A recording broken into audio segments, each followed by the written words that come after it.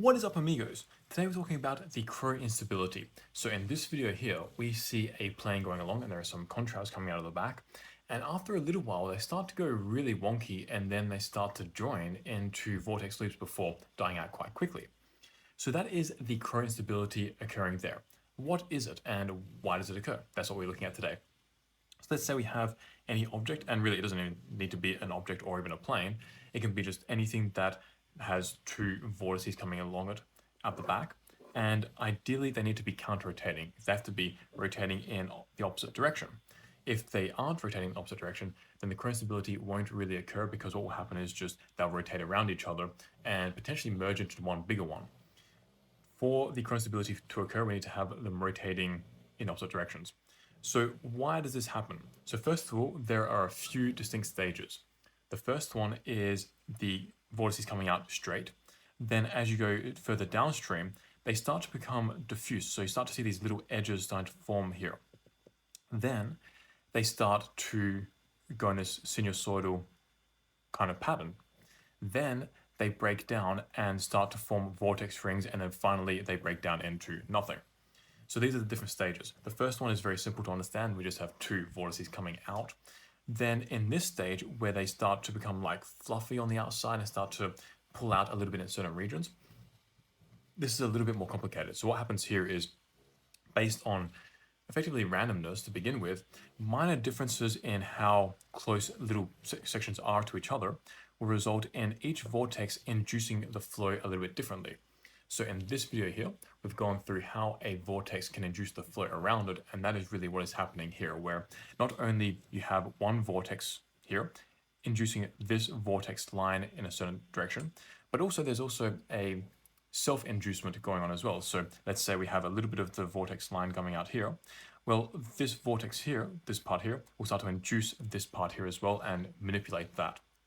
So they're starting to break down these vortex lines from being very concentrated to being a little less concentrated, a bit more diffuse. From here, the vortex lines start to get more and more manipulated because as each part gets closer to the other part, we get a stronger interaction. So the further apart vortices are, the less interaction they'll have with each other, the less effect they'll have. The closer they are, the stronger the effect will be. So as a result, as they get closer and closer, these lines start to get affected more and more, and they start to get even closer. So there's this acceleration effect occurring.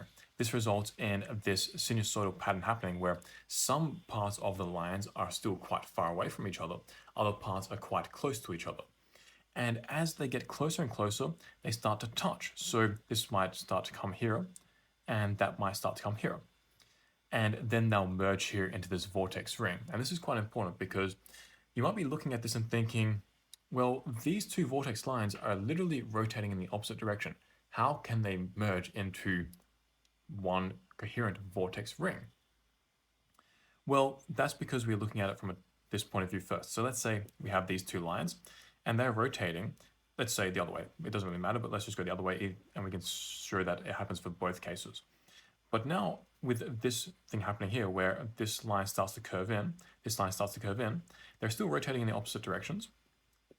But you can see as they start to get closer, now all of a sudden, they're rotating in the same direction because we've now curved the lines together. So this rotation is now in actually the same sense. So that allows it to merge here at this edge. And if you have this part happening here, they merge and you get this vortex ring happening. Now in this video, you saw that it broke down very quickly, like this vortex loop, literally this ring just joined and then broke down a few seconds later. Why did that happen? And why at the edges?